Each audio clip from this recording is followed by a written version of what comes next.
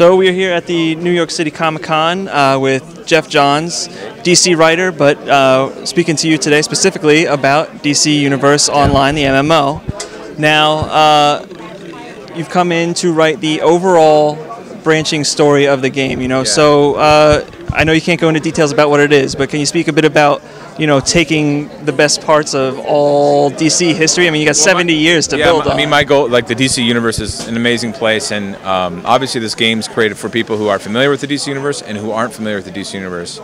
So I wanted to create a game that would, and the story that would bring you in through the main characters and the main heroes and villains, and then help branch out into everything else, so you could eventually meet other characters in other worlds and learn about what the DC Universe is and really get a feel of the depth to the DC Universe.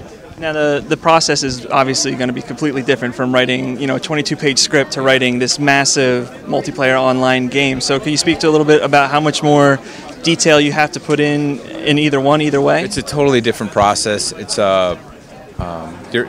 hard because you're unlimited, so it gets bigger and bigger and bigger. It's bigger than any comic book. And it's kind of like writing 100 comic books at once. So it's a little bit maddening at times, but it's really fun. It's working with a guy like you see Jim and his crew. So the artists that are delivering the designs for the characters and locations are just fantastic, and that's really inspirational.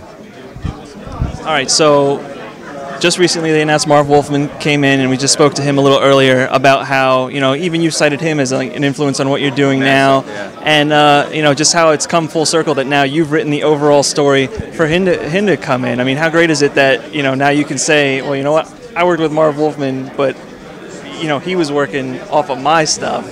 Well, it's cool, right, yeah.